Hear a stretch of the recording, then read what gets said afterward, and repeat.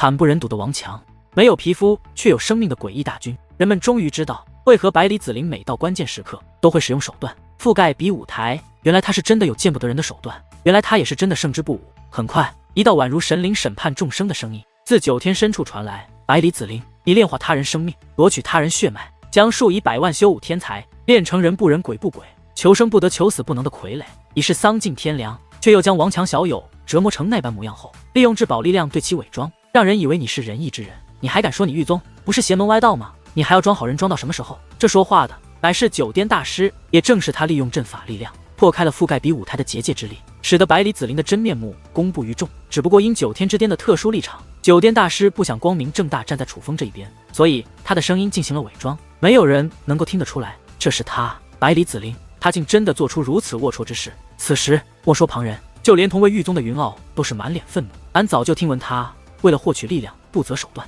却没想到他丧心病狂到了这种程度。陈辉同样满眼怒火，不只是他们这艘战船上的许多人皆是开始斥责，连狱宗古派众人都有了如此态度。围观之人更是瞬间炸开了锅，甚至有些胆小之人已经开始远离此地，大量的人马开始撤离，因为他们意识到狱宗终究是邪门歪道，如今真面目已经败露，搞不好会被杀人灭口，还是赶快离开为妙。不过也有聪明之人，他们意识到那开口之人是楚风这一边的，既然能破开那结界之力，必然也是强大存在，也许无惧狱宗，所以他们选择留下来继续见证。一直听闻楚风是靠自己与七界圣府周旋，原来传闻皆是虚的，其实他的身后一直有人啊。那位污蔑我的老头，你是楚风师尊吗？你说我这是就将活人炼化而成，可我这明明只是一种秘技手段，因为秘技强大，所以看着逼真而已。我之所以故意运用结界之力覆盖比武台，就是因为知道来到这里观战之人不仅有见多识广的前辈，还有年少的孩子。我这手段虽然只是秘技，但确实形态上略显恐怖。我是因为不想吓到那些年少的孩子们，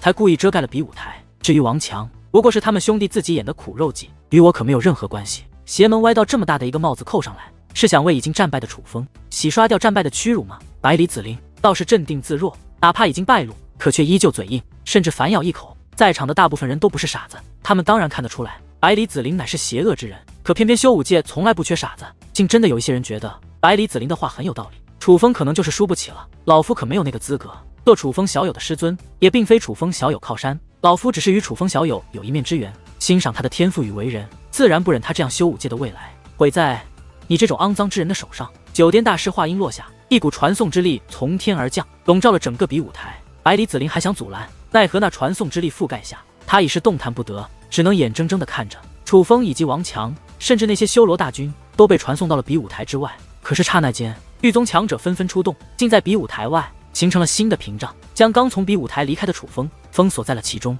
见此情形，九颠大师声音再度响起：诸位见到了，这就是狱宗，修武界最不要脸的邪门歪道，与他们已是无需多言。与此同时，又有一道新的传送之力从天而降，向楚风等人笼罩而去。还是九颠大师释放的阵法力量，他没有直接将楚风他们带走，就是故意等待狱宗的人阻拦，这样能更加凸显狱宗的言而无信，让百里子陵的辩解也变得苍白无力。轰！可那传送之力这一次并未能够笼罩楚风，反而是在即将靠近楚风之时，被一股强大的武力给硬生生的拦了下来。仔细一看，那汹涌的武力来自于一道渺小的身影，可看清此人，人们的脸色变得难看异常。此人虽是狱宗之人，但装扮却与其他狱宗之人大不相同，头笠并非白色，而是红色，身后的都碰上写的字，既不是狱将，更不是地狱使，而是狱帅。最关键的是，此人散发的气息明显超越了真神，这是一位天神强者。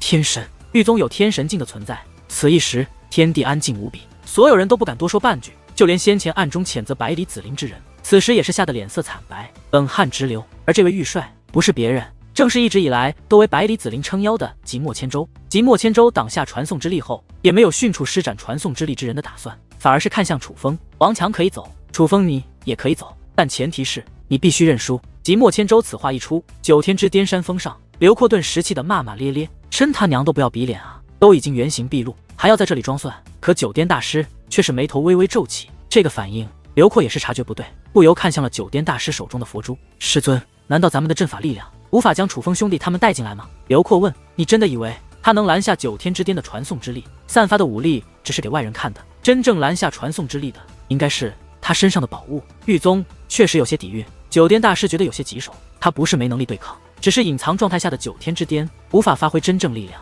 若是继续加强阵法力量， 9天之巅也会现身，而9天之巅向来以中立自居，从不站队任何人，若是真的露面，难免惹来非议。刷刷刷！可就在此时，一艘巨大的浮空战船出现，紧接着密密麻麻的人影飞向比武台。看到那些人，刘阔以及大部分人都顿感不妙，因为那都是狱宗的人。只是当其中一个老者开口后，却又让人感到意外。放人，不要让人觉得我们输不起。这说话的正是云傲，只不过此时的他与陈辉都是戴上了斗笠。云傲前辈，这件事还请您不要管。即莫千舟赶忙以暗中传音劝阻。虽然贵为玉帅，可他知道云傲的身份与实力，因此他也有些忌惮。别的事，老夫可以睁一只眼闭一只眼。可你们现在在做什么事？是在做辱没我狱宗的声誉，那老夫就必须要管。赶快放人！云傲也是以暗中传音回复道。此刻，楚风发现2队人马想法并不相同，意识到这后出现的很可能就是古派的人。楚风知道新古2派不和，这对楚风来说自然是好事，可楚风心中却是颇为憋闷，